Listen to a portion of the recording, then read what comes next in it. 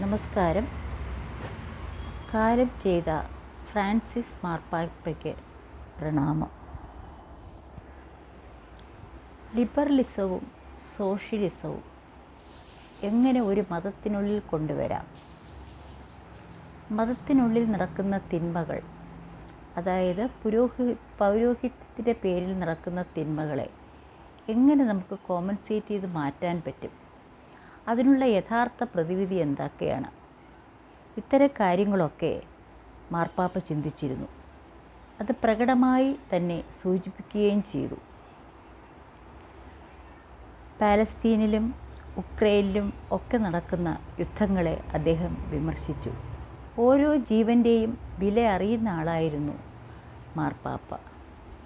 പല മാർപ്പാപ്പമാരും യുദ്ധങ്ങൾക്ക് കാരണമായിട്ടുണ്ട്.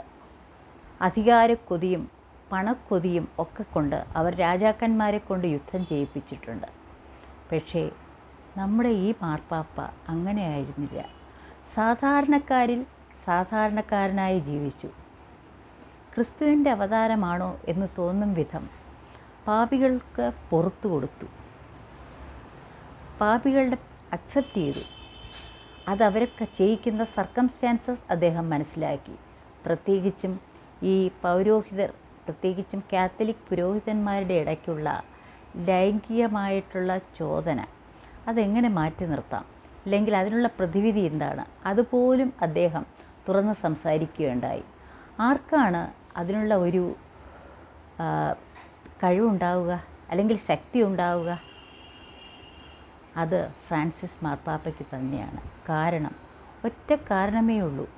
ഇവിടെ യഥാർത്ഥത്തിൽ പരിശുദ്ധാത്മാവ് അദ്ദേഹത്തിൻ്റെ ഹൃദയത്തിൽ വസിക്കുന്നുണ്ടായിരുന്നു. ഇങ്ങനെ ആയിരിക്കണം മാർപ്പാപ്പമാർ. അല്ലാതെ അധികാരക്കൊതി കൊണ്ട് രാജാവായിരിക്കാനല്ല അദ്ദേഹം ആഗ്രഹിച്ചത്. സാധാരണ ജനങ്ങൾക്കിടയിൽ സാധാരണ ജനങ്ങളുടെ പ്രശ്നങ്ങൾ മനസ്സിലാക്കി അതിനൊക്കെ മറുപടി പറയുക. എങ്ങനെ അതില്ലാതാക്കാം, എങ്ങനെ നമുക്ക് ഈ പട്ടിണികളും മരണങ്ങളും ഇല്ലാതാക്കാം, അതിനെക്കുറിച്ചൊക്കെ ചിന്തിക്കുക. ക്രിസ്തുവിൻ്റെ അവതാരമാണെന്ന് നമുക്ക് തോന്നുന്നില്ലേ? അതായിരുന്നു ഫ്രാൻസിസ് മാർപ്പാപ്പ. അദ്ദേഹത്തെ മഹത്താക്കുന്നതും അതായിരുന്നു.